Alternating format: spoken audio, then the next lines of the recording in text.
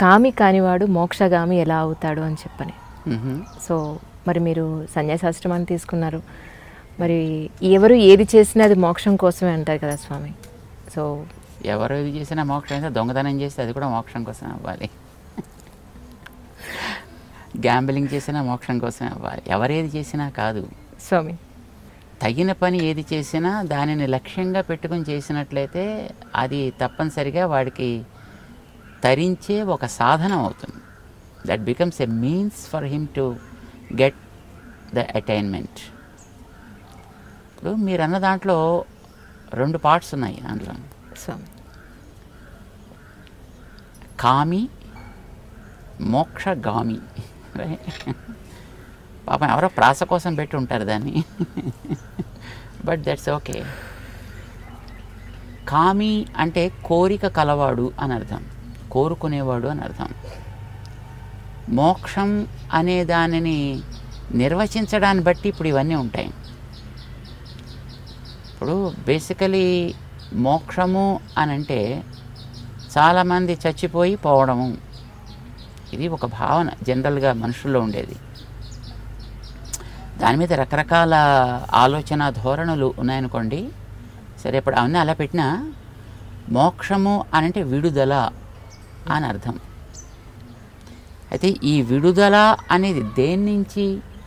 Stress నుంచి విడుదల కావాలి, ఏదో కాస్త సుఖంలోకి వెళ్ళాలి. ఇది కొంతమంది సామాన్యుల యొక్క ఐడియా. కానీ సామాన్యంగా ఇప్పుడు ఈ మోక్షం అనేటువంటి మాట దేనికోసం మనం వాడతాం? ఏది అల్టిమేటో, దేనికంటే ఇక పొందాల్సింది పైన మరేం ఉండదు. సో దానికి మనం దీన్ని మోక్షం అని పెట్టుకున్నట్టయితే అలాంటిది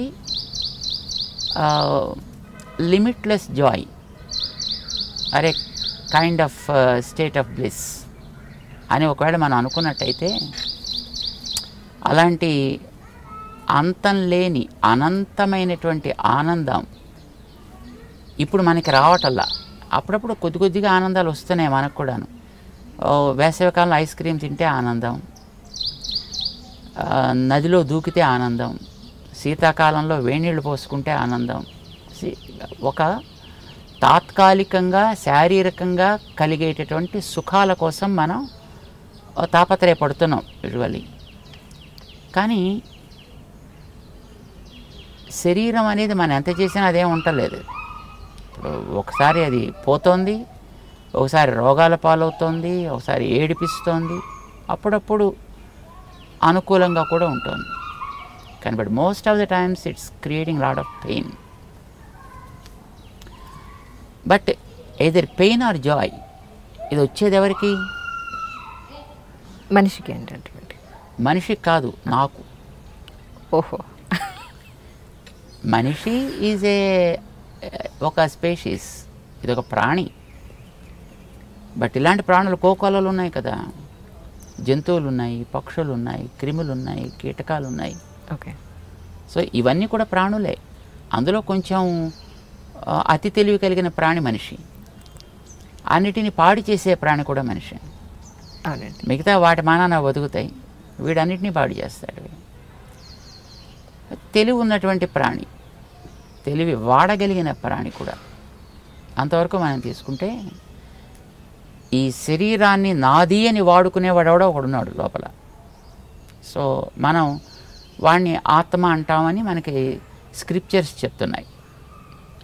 సరే, ఎవడో నేను నేను అని అయితే అంటున్నాడు కదా, ఆ నేనుకి సుఖం కావాలి. ఇప్పుడు శరీరానికి సుఖం కాదు, నాకు సుఖం కావాలి. ఇప్పుడు వ్యాపారం చేసేటటువంటి వాడిని ఐటీ వాడు దాడి చేసాడు అనుకోండి, వాడిని ఏసీ రూమ్లోనే కూర్చోబెడతాడు, కానీ వీడి చెమటలు పడుతుంటాయి వీడికి. అయితే శరీరానికి సుఖం కాదు వాడు కోరుకునేది, నాకు సుఖం కావాలి. వాడికి టెన్షన్ కలిగింది కనుకనే శరీరం వాడికి కంఫర్టబుల్గా మంచి సోఫా వేసి ఏసీ వేసి కూర్చోబెట్టినా వాడి చెమటలు కారుతూ ఉంటాయి, వాడు తుడుచుకుంటూ ఉంటాడు. ఈ నేను అనేటటువంటిది ఇప్పుడు ఇక్కడికి వచ్చి ఎన్నో రకాలైనటువంటి కండిషన్స్కి లోపడి బతుకుతోంది. మనిషి అనండి, జంతువు అనండి, పక్షి అనండి, మరొకటి అనండి.